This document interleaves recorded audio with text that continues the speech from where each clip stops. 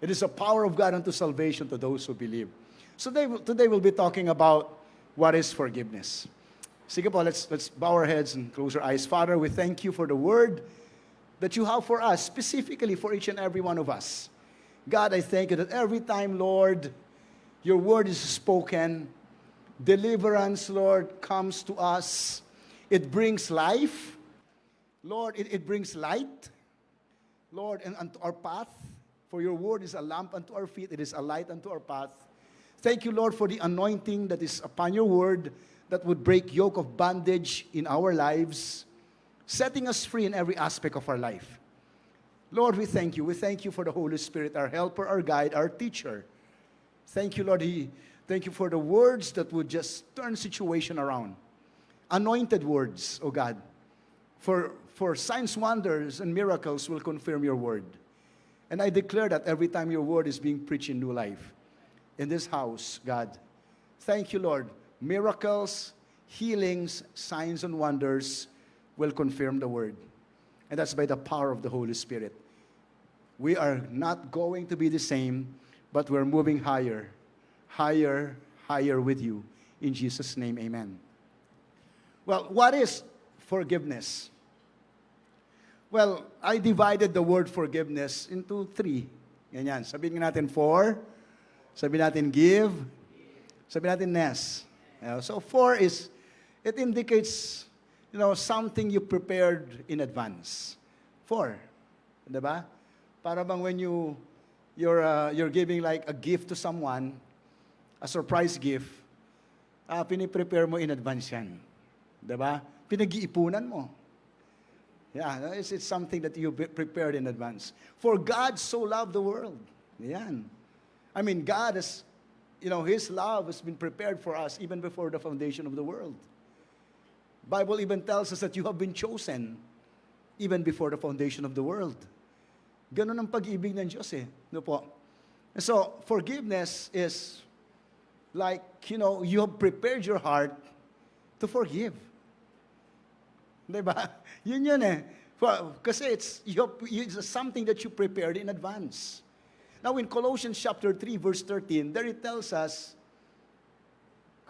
make allowance for each other's fault. Sabi mo nga, make allowance. Make allowance for each other's fault. Forgive anyone who offends you. For God has forgiven you, and you must forgive others too. Wow. Sabihin nga natin ulit, make allowance. Make allowance, kung mag-asawa kayo, sabihin mo nga, praktisado. Yan, yung salitang forgiveness. Mapapractice mo yan. Nako, lalo na sa mag-asawa. Diba? Yeah, make allowances. That's why communication is very important. I mean, not just in the case of marriages, but in any relationship. Mother, daughter, parents to children, relationship is being strengthened with communication. Yan, kahit sa trabaho. Diba? And so, you purpose in your heart to make allowances. I mean, sa panahon ngayon, napansin mo ba yung mga road rages na yan? Ako, hindi ko alam, ba't mga taong iinit ng ulo sa kalsada, di ba? I mean, driving is not just about skills in driving. It's about patience. Sabi mga patience. So yun. Diyan, matetesting ang patience mo. Diba? Ako, palagi ko binibiro si Pastora kasi yung kotse niya, Wigo. Yung Toyota Wigo. Pag ako nagda-drive, nang-overtake ako eh. Palaging na-offend yung na-overtakean ko. Sabi siguro, Wigo lang to. Na-overtakean ako. Pag nasa harapan ako, bang, bang, talaga naman. Bubusinahan talaga ako. Ayan, sabi ko, ayan, na-offend na naman sa kotse mo. Ano? I don't know. But make allowances. Maybe that person has, he's going through something. Hindi ko alam, meron ba siyang problema? Bakit tumabi na ako habang dumadaan siya? Bang, bang, ganun pa rin. Wala ka naman sa expressway. Ay, mabuti kung nasa expressway ka at nandun ako sa left side, far left. Wala naman eh. It's just a normal road. Pero kung minsan may mga tao, di ba? I mean, now it's up to you, papatulan mo ba? Yon. Sabi mo nga, make allowances. Sasabayan mo ba yung init ng ulo niya? Yon. Di ba? That's about forgiveness. 4, make allowances. Huwag mo sabayan. No? Do not let the sun go down on your wrath, lest you give opportunity for the devil to come in. Huwag mo sabayan. Kung may ulo niya, cool ka lang. Steady ka. Iwasan mo. Diba? Iwasan mo kasi magkakabanggaan lang kayo. At the end of the day, it just shows how, kung ano yung level ng maturity mo sa believer. Tama, di ba? Kasi hindi ko mo sinigawan ka, makipagsigawan ka eh. Kung believer ka, makikita mo na, oops, may discerning ka. Sabi mo discerning. Discerning of spirits. Alam mo ba yung definition ng discerning of spirit? Discerning of spirit, nakikita mo yung evil spirit. Nadi-discern mo, oops, merong may karaga to. Yeah. Yun yung definition ng discerning of spirit. May may pinagdadaanan to. Pinasasakay ako nito para, alam mo yon, gusto ng away nito. Sa totoo lang, pag ayaw mo ng away, walang away eh. Tama ba? Kahit pilitin, suntukan tayo, sige. Ayaw mo. Ha? Takbo na lang ako. Ba't naman makipag-away pa sa'yo? Simple, di ba? Meron na nga akong kasalubong sa one way eh. One way. Ako yung tama. Pumasok ako yung iskinita. Sakto lang isang kotse eh. One way. May malapit na ako, malapit na ako, kumbaga 3/4 na yung ko, biglang may pumasok. Talagang siga, busina, iniilawang ka.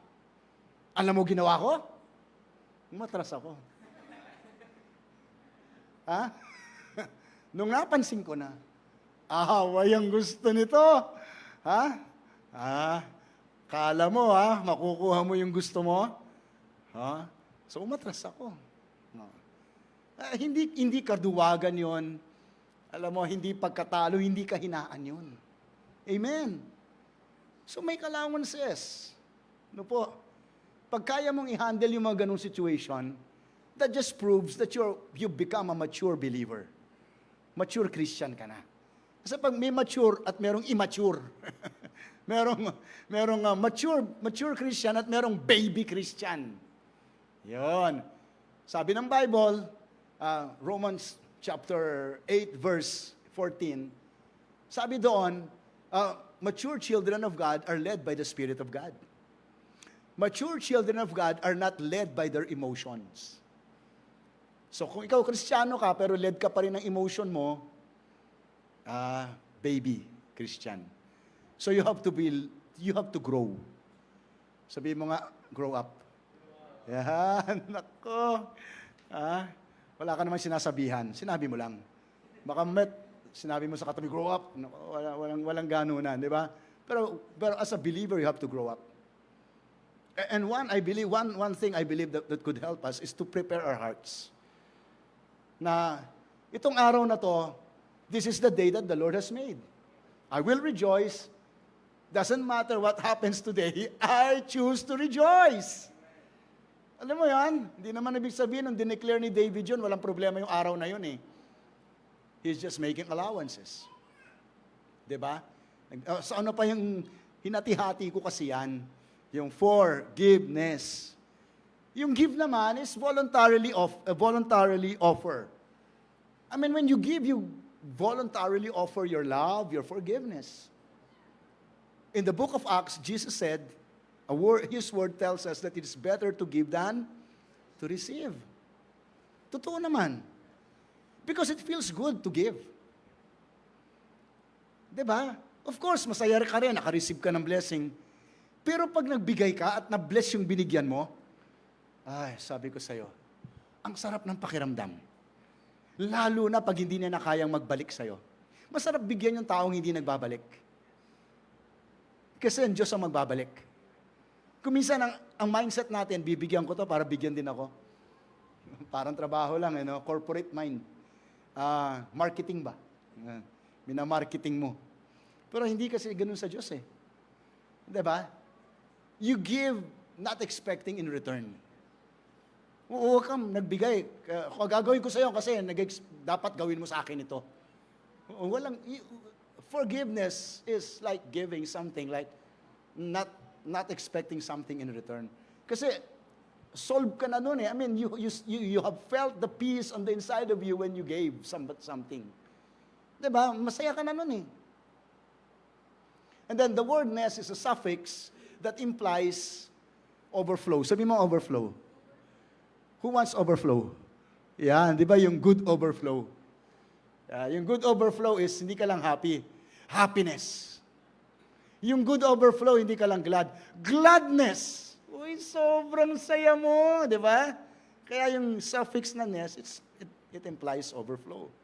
Pero ayaw mo naman yung heaviness.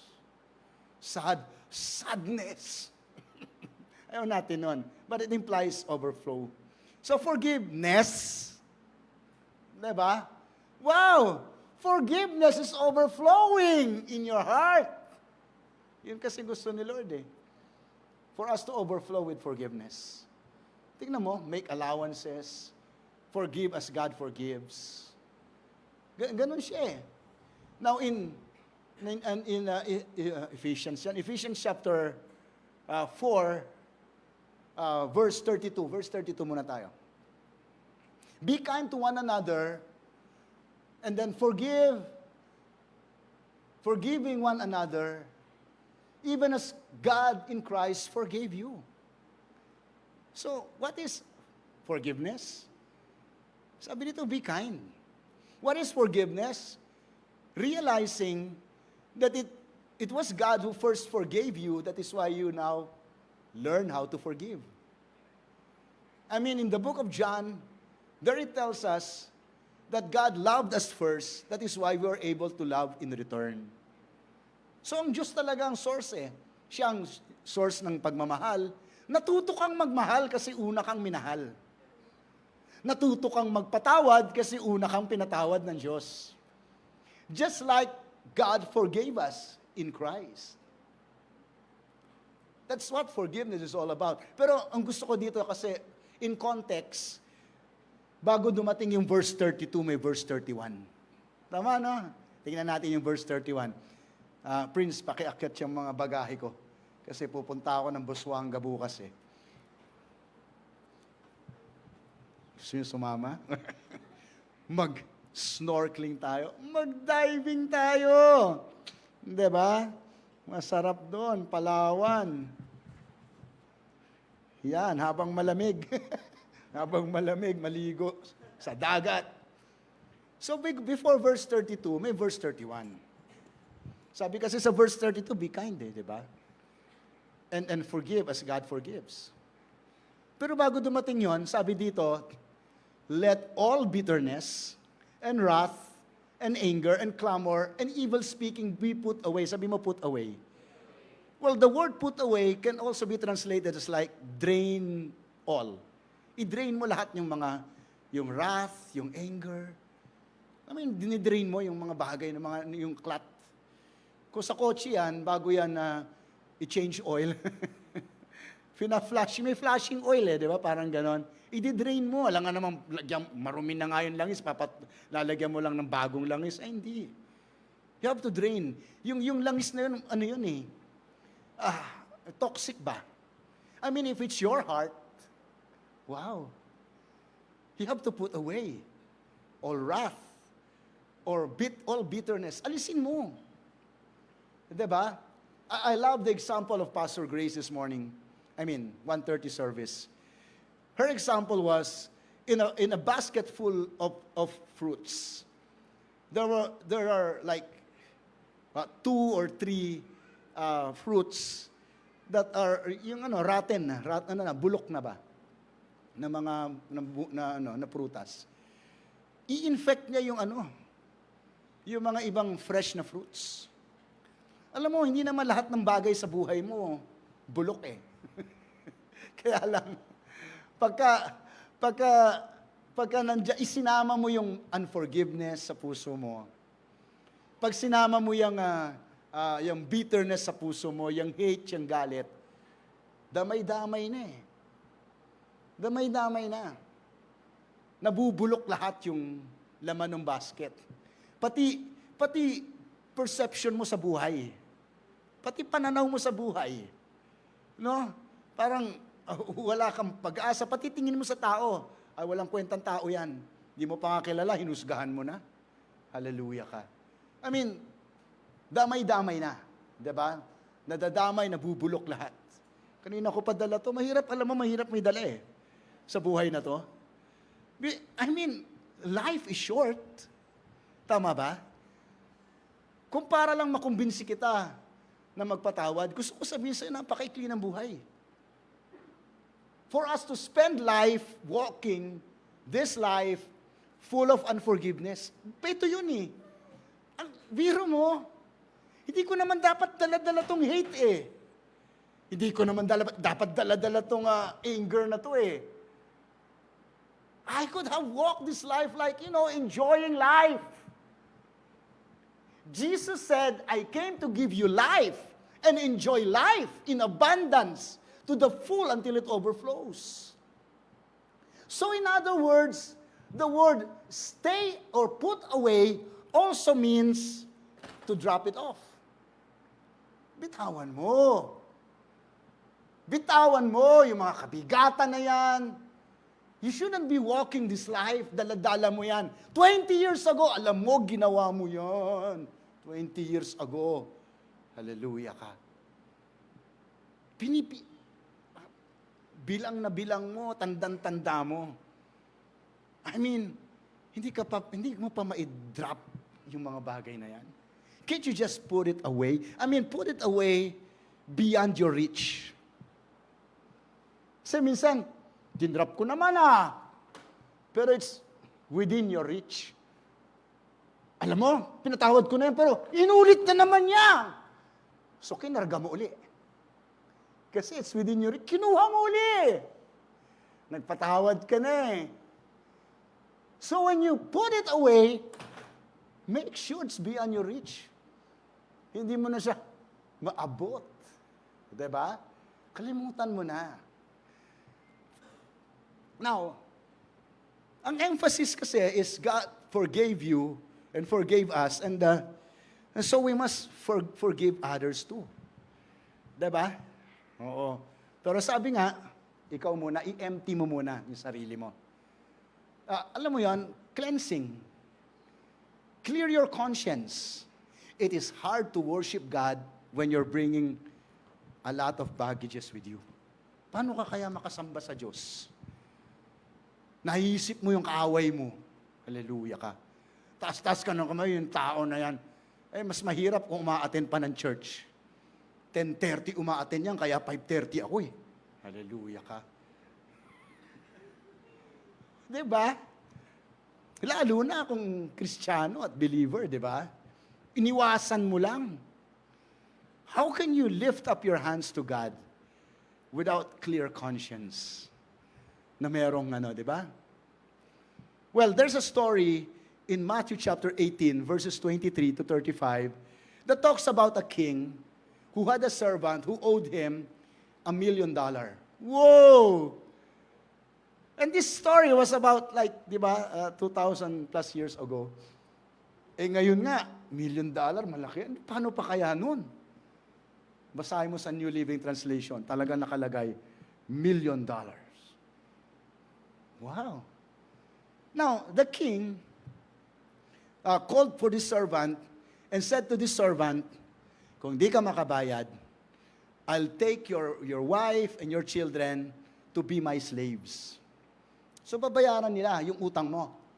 Habang di ka bayad, alipin ko sila. And sometimes the wrong choices we do in life, hindi lang sometimes, the wrong choices we do in life, oftentimes, affects the people we love. Yun mo? Kaya kailangan talaga, isipin mo yung mga desisyon mo kasi it can affect the people you love. Pwede mo, ako lang naman may utang kaso conjugal kayo Di ba? Oh. Yung mga ganon, di ba? Nagulat ka ngayon. May utang ka rin pala kasi may utang ka sa di ka man lang tinanong. Oh. I mean, choices we make in life. Now, the king said, kung di ka makabayad, ipakukulong kita. At yung asawa mo at mga anak mo, gagawin kong alipin. Habang hindi ka pabayad, magtatrabaho sila sa akin. So, the servant started to beg the king. Kiusap siya. Sabi niya, maawa naman po kayo, be patient to me.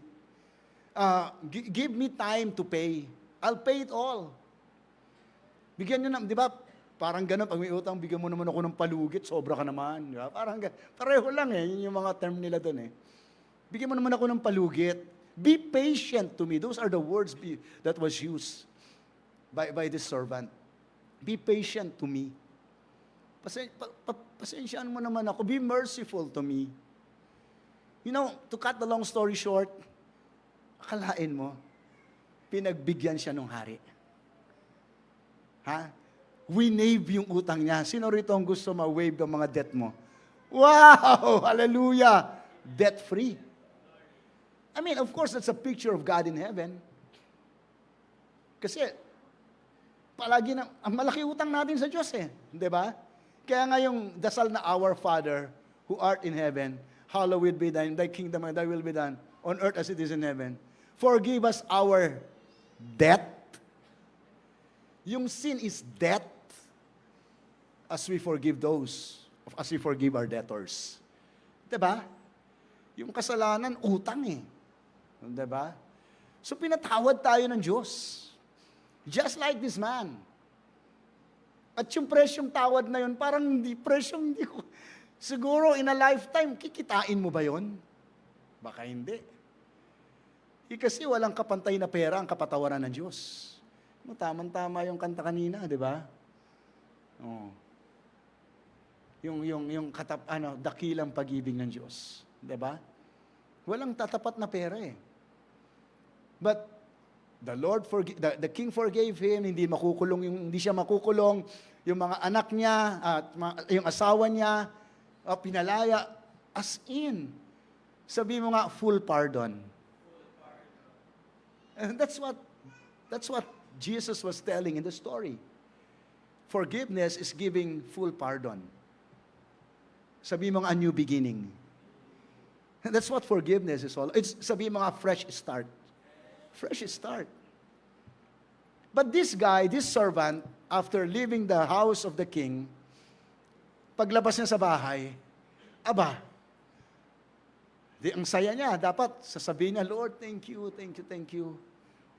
Diba? Abay, nakakasalubong niya yung taong may utang sa kanya.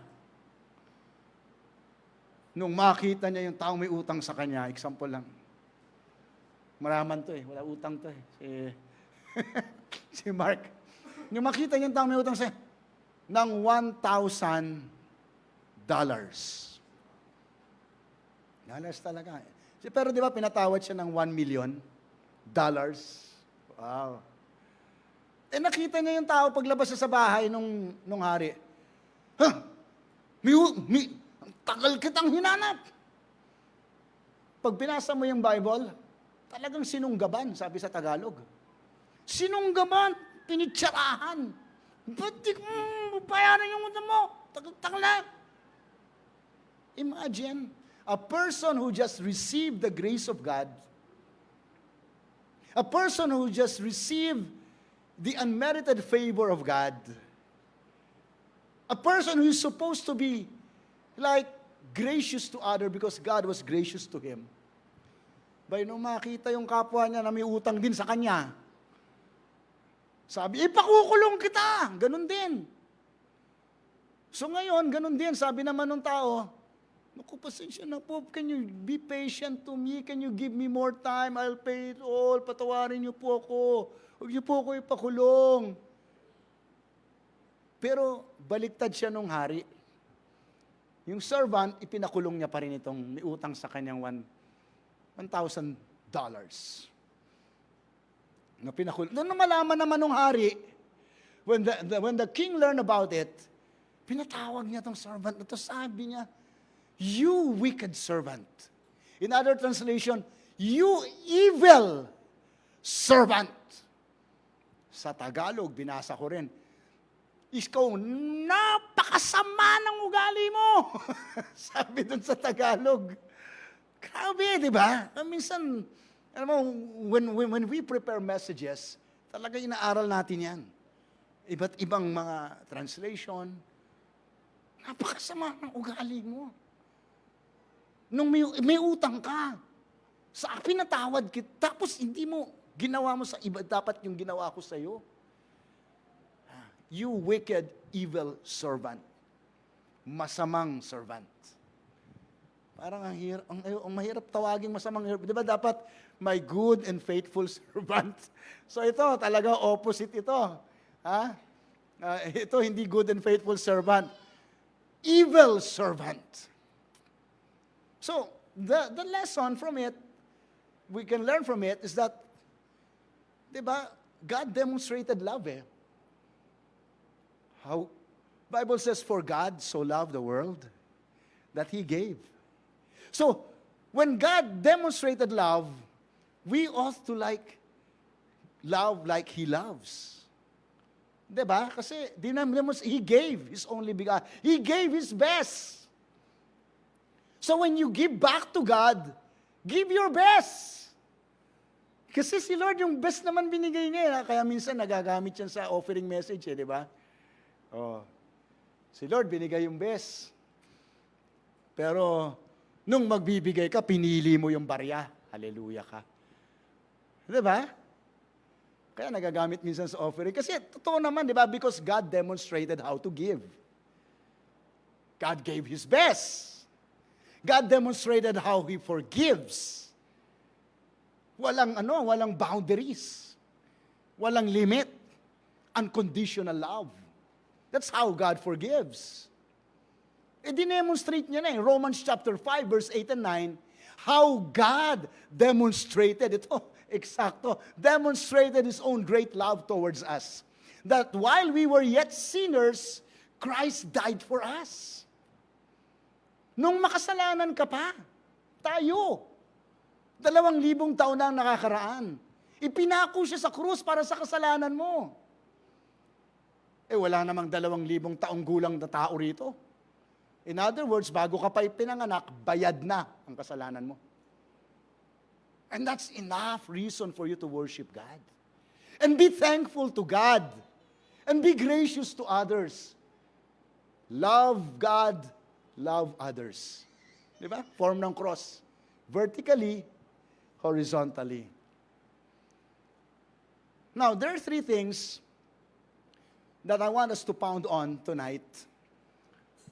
Number 1, basahin natin lahat. Forgiveness is not about keeping score. It is about losing count. Again, forgiveness is not about keeping score. It is about losing count. Yan, ano? So, yung forgiveness daw, number 1, 3 points tayo. Number 1, ay hindi ka daw nagbibilang ng dami ng mali ng kapwa mo. Huwag mong bilangin. Si Peter in Matthew chapter 18, pareho rin, 18 verse 21. Yan natin. Ang sabi kasi ni Matthew, "Lord, Jesus, ilang beses ba ako magpapatawad? 7 times? Ang sabi naman ni Jesus, not 7 times, but 70 times 7. Hanapin natin yung verse. Nandiyan na. Then Peter came to him and said, "Lord, how often shall my brother sin against me? I forgive him up to 7 times. Jesus said, 70 times 7. Compute, mga mathematician. 490. Wow! 490 times on one person, the same person, with the same kind of sin, in one day. Kaya mo? Bay, grabe na to. Eh kasi si Pedro, pikon na siya. Sigurado may issue siya eh. Kaya siya nagtanong sa Diyos, ilang beses ko pa pwede patawarin to, Panginoon? Pikon na ako rito eh. Ilang beses na akong ginanong. Itong araw lang na to, nakailang ulit na to sa aking sabi ni, 7 beses ba, Lord, bigyan mo naman ako. Peter was talking about numbers or number. Give me a number. Like a limitation. Boundaries. To forgive. But Jesus' response was more, it's just like, don't keep score of the mistakes of the sin of the person. You have to lose count. Because there's no boundary in forgiveness. So to Jesus, it's not about numbers. It's about you being set free. Ikaw mismo. Mapalahaya kasi bilang ka ng mali eh. Siguro si Peter, sige Lord, 7 ha? Nung marinig niya na, hindi, 490 times. Ha? Nako Lord, hindi ako aabot yan. Sa pang-10 pa lang, sinakal ko na yan. Hallelujah ka. Hindi ako aabot ng 490 times. Sagad na nga yung 7 eh. 400. Pag dating ng 10, sasakalin na kita. Hindi ka pa rin magbago. Sabi mo nga sa katabi mo, you cannot change people. Hindi ka naman talaga mababagong tao. You can just love on people and pray for them. Totoo. Doesn't matter what you do. Pray for them. Love on them. Make allowances, sabi ng Bible, di ba? Oh, pray for them. Pero, I mean, you can change because it's your own heart. Pero kung ipipuwersa mo yung sarili mo sa kapwa mo, gayahin ka niya, alam mo yon, gawin mo to, ganun pala, i-force mo siya. Hindi, may sariling will yan eh. You cannot change a person. But you can change. Ikaw, pwede ka naman magbago. That's how we affect and we influence others. With how we live life. Sabi nga, be kind, be forgiving, diba? And so, Jesus was saying, there's no limit to forgiving others. As long as that person keeps on asking for forgiveness.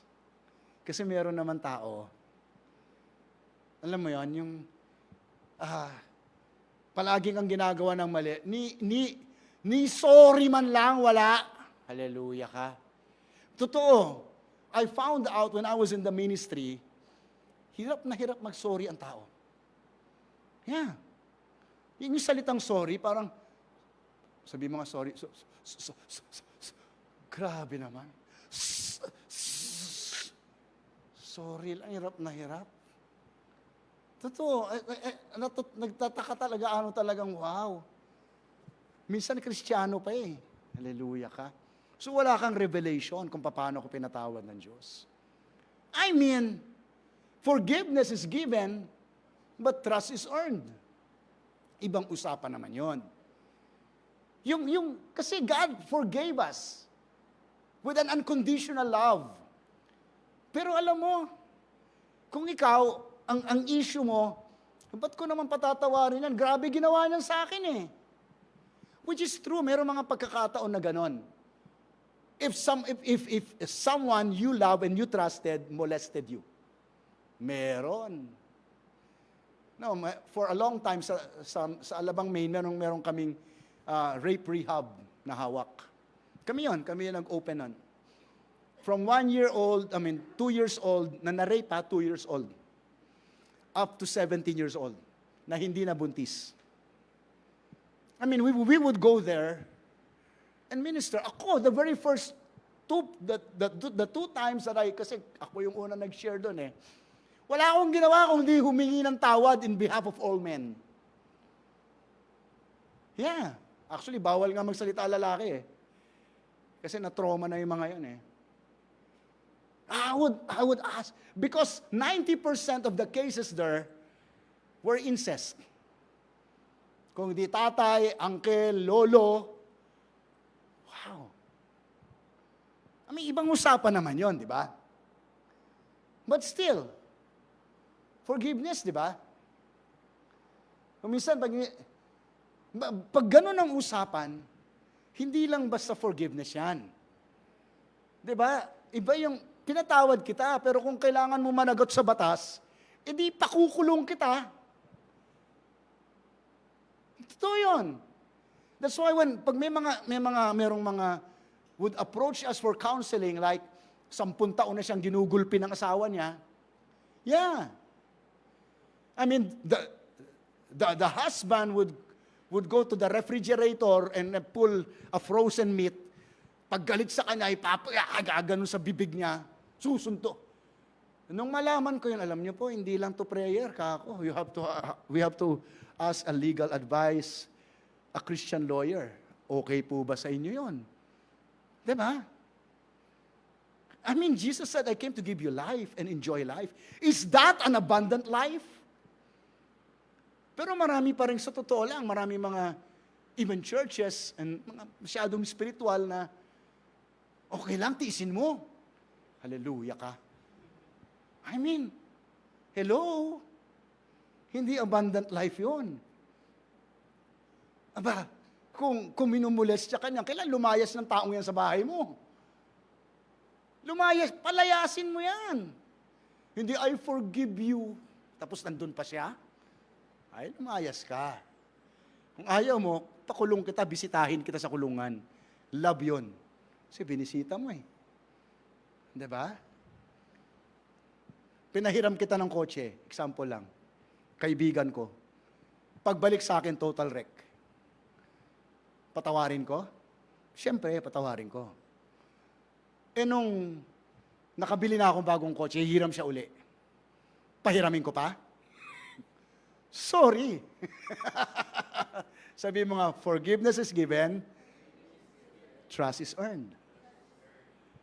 Totoo. Unfaithful ka sa asawa mo. Diba? Teka, Christian tayo di ba? So dapat, mabilis tayo mag-sorry. Dapat, okay na tayo. Pag sinabi kong isang beses na sorry, okay na.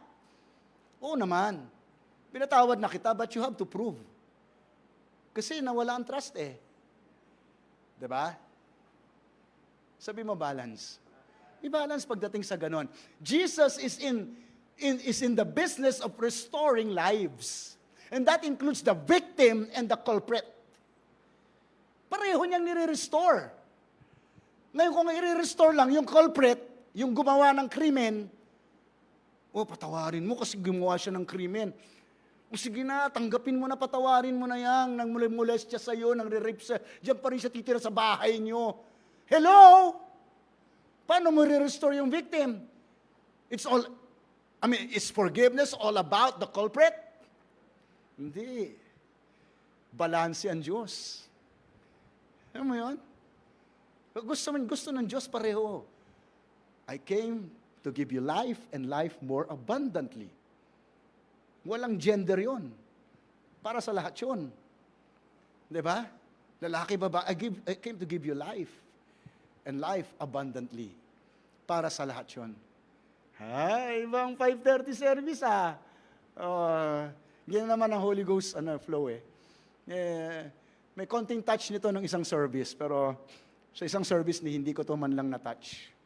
But yes, we are not to count how many times a person has, the things that he has done as wrong. But let's lose count of what he has done. I mean, it's for us. Pero kung ang degree, may degree din ng kasalanan eh. Of course, sin is sin, pero may degree. Parang jaywalking. Nag-jaywalking, pakulong mo na habang buhay. Iba naman yun sa murderer. Di ba? Merong yan, may degree yan. Di ba? Parang ganun, nagkasala ka ng you forgive. Pero pagdating sa malalalim, ng molestia, ng rape, ng hallelujah ka. Ibang degree yan. Di ba? Kailangan i-prove mo talagang nagkaroon ka ng encounter kay God. Na talagang may U-turn, may repentance. Amen. So let's move on to point number 2. Forgiveness is making the first move. Ayan. Matthew chapter 5, verse 23 tells us, therefore, if you bring your gift to the altar and there you remember that your brother has something against you, leave your gift there at the altar and go your way. First, be reconciled. First, make a move. Ikaw yun, ha? To your brother and then come and offer your gift at the altar. When you found out that someone is offended at you, ikaw daw mag-make ng first move. Ay, na-offend ka pala. Alam mo, madali naman ngayon yan eh. Text that person. Sorry ha, I learned na merong hindi tayo nagkaintindihan kanina, o mataas na pataas ang boses ko, or alam mo yon, a simple text, I'm sorry. I don't mean to do that. Medyo wala lang ako sa hulog kanina, pasensya na po. Tapos! Maraming avenues ngayon na pwede ka mag-ano. I-text mo, tawagan mo. Gusto mo, mag-email ka. Kasi nung araw, literal na letter, love letter. Diba? Tileya, love letter nung araw. Ngayon, sabi mo nga, make an effort. Yun lang naman gusto ni Lord eh. Make an effort. What if that person rejected your effort? You know what? It's no longer on you, it's on him already. Hindi na sa'yo. Ha? You have now cleared your conscience. You are now clear to come to the altar with clear heart and spirit. With a pure heart. Cleared ka na. May clearance ka na para bumalik sa altar ng Diyos at i-offer ang gift sa Diyos with a clear conscience. Kasi ginawa mo na yung sinabi ni Lord. Yung bola, nasa kanya na. Now it's on him. On her. Diba? Kung rineject niya yung ano mo, hindi mo na problema yon. Siya na yon. Now it's between him and the Lord. Amen ba? Amen. No? Oo, ganun yon. Ano mo, iba talaga 5:30. Hallelujah ka. Special group. Totoo yan. Kasi, I share this not because I learned it from the Word. I share this because I do this. Yeah. And sad to say, it happened even in the ministry. Totoo. Wala ka ginawa, pero you have to go to the person. You know, pag ginawa ko yon not because of myself, but because I represent Christ. I am a pastor. I represent, at that time, I'm attending Alabang, I'm representing Paul Chase. I'm representing New Life. Huling-huli na yung ako. Kwento ko sa inyo, Parang pelikula. Youth pastor kasi ako nung araw. No, kami. Marami kami artista na mga hawak. Not tiyempo. Nandun lahat anak ni Gary V. Nandun lahat anak ni Martin Rivera. Nandun lahat anak ni Bong Revilla. Nandun si Nikki Hill. Ang dami kong artistang hawak. No? So anyway, may isang nagreklamo na hindi ko alam na nagreklamo. Sinama yung nanay, nagpunta kami sa isang restaurant, Chinese restaurant. No? Doon sa may Alabang, sa area doon. So tapos, kasama ko si Pastora Grace. Pastor kami, mga youth pastors na kami. So, in-invite kami, yung nanay, at saka may isa pang kasama. Leader ng church. So tapos, pagpunta naman, akala namin as in lunch lang eh. So nagla-lunch, maraming kumakain eh. Biglang may pumasok. Isang youth din namin yun. Anak nung nanay. No, parang lights, camera, action. Pagpasok ng ganyan. Turo talaga si Pastora. Dinursa, tingin ng lahat mga tao. Yeah. You said this, you did. Ito, yung term na hindi ko pa narinig si Pastora Grace in almost 30 years kami nagsasama. Ayoko nang banggitin. Sinabi mo to, ganyan. So, inawakan ko agad yung asawa ko, oops, ano to? Pinakain, ano tayo, set up to ha. Ang tindi, parang pelikula lang eh. Oo. Alam mo ginawa ko? Paghawak ko sa kamay ng asawa ko, kasi alam ko hindi niya sinasabi yun. Lumud ako. Lumud ako sa gitna ng restaurant. Humingi ako tawad sa kanila. Ako nagkasala, tinuturo niya asawa ko. Anong nakita ko? I represent Christ. Patawarin niyo po kami. Kung ano po yung ano. I mean, there are good preachers. Eloquent, good communicators. Pero kasi iba yung anointing ng word pagka pinagdaanan nung nagsasalita. So I'm not just sharing this to you just to like force you to, forgive. Do this. Isa lang po yun sa marami. Marami pa.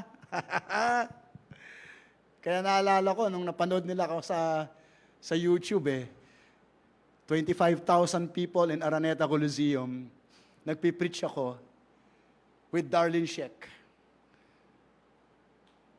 Siyempre, spectacular. Wow, si Pastor James, nagpipreach siya, nagpatanggap sa Araneta. Nakita nyo lang yung maganda. Bago nangyari yon. Sabi mga vindication. Vindication truly comes. Yeah. After nung mga series na yon, God will vindicate you. Totoo. Am I supposed to be in Araneta?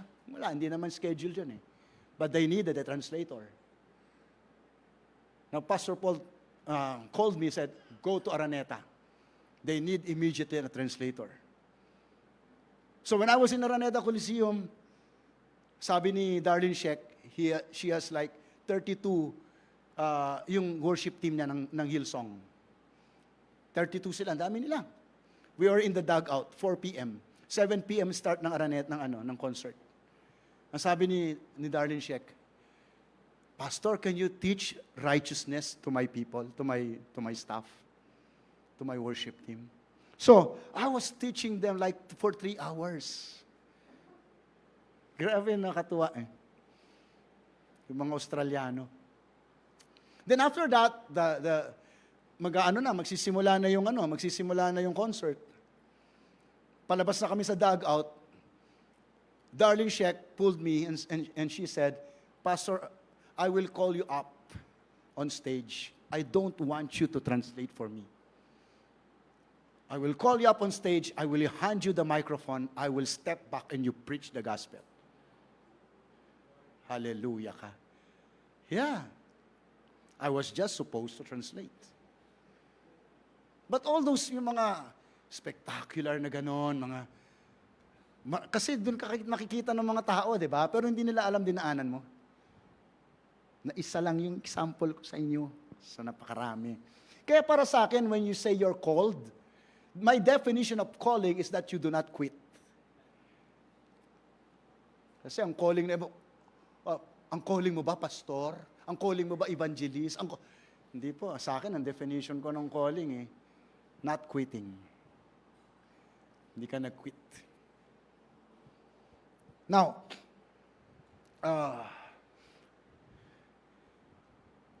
Romans chapter 12, verse 18. Let's all read this. If it is possible, as much as depends on you, live peaceably with all men. If it is possible. Diba?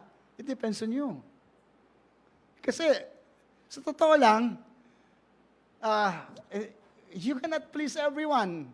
Sa totoo lang, alam mo, not everyone is at peace with you.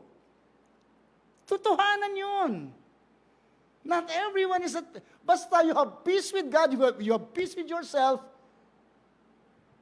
Diba? You tried everything to be at peace with this person and then move on. Amen ba? If it is possible, kasi sasabihin ni Lord kung possible o hindi. Kaya nga sabi niya, if it is possible. Kasi nga, not everyone, you expect everyone to be at peace with you. Hindi naman eh. Diba? Pero live peaceably with all men. Doon papasok yung forgiveness. Follow the will of God. Gawin mo pa rin yung gusto ng Panginoon. Yan. Last point is, God demands, when you forgive, God demands the person to change. May demand. Now, in John chapter 8, there is this story about the adulterous woman.